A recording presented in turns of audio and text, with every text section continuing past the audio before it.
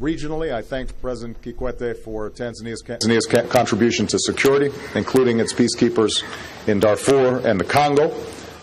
On the Congo, we agreed that all parties need to implement their commitments under the framework for peace, that armed groups need to lay down their arms, and human rights abusers need to be held accountable. Mr. President, thank you. We'll take a second question now, and I'll call on Saleh Mwanamilongo to ask the question. My name is Saleh Mwanamilongo from National Radio and Television in Democratic Republic of Congo. My question to President Obama. Mr. President, there has been no peace in Congo for almost 20 years now. As a powerful nation in the world and a permanent member of the Security Council, with a lot of influence to major players of the Congo conflict, how is the U.S. going to assist DRC and Great Lakes to reach a permanent peace? Thank you. Well, the people of Congo need a chance. They need a fair chance to live their lives, raise their families, and they haven't had that opportunity because of constant conflict and war for way too many years. And of course, the tragedy is compounded by the fact that Congo is so rich in natural resources and potential. But because of this constant conflict and instability, the people of Congo haven't benefited from that. I want to congratulate again President Kikwete and others who have helped to shape a peace framework. Because one of the things that I've said throughout this trip is the United States doesn't seek to impose solutions on Africa. We want to work with Africans to find solutions to some of these ongoing security and regional problems. And so the fact that you now have a peace framework that the various parties have signed on to is critical. But it can't just be a piece of paper. There has to be follow-through.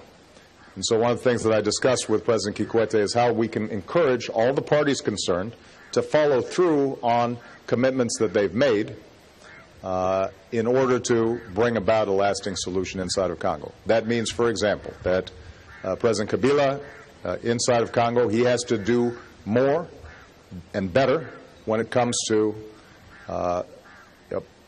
dealing with the DRC's capacity on security issues and delivery of services. And that's very important, because if there's a continuing vacuum there, then that vacuum sometimes gets filled by actors that don't have the best interests of Congo at heart. And we're prepared to work with the United Nations and regional organizations and others to help them build capacity. The countries surrounding the Congo, they've got to make commitments to stop funding armed groups that are encroaching on the territorial integrity and sovereignty of the Congo. And they've signed on to a piece of paper now. Now the question is, do they follow through? And so we're prepared to work with anybody to try to make this happen. Ultimately, though, the countries involved have to recognize it is in their self-interest to do so. We can't force a solution onto the region. The peoples of the region have to stand up and say that's enough. It's time to move forward in a different way. And by the way, that means holding those who've committed gross human rights abuses accountable for what they've done.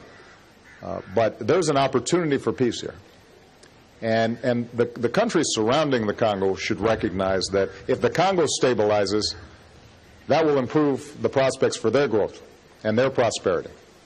Because right now, it's as if you have a millstone around your neck.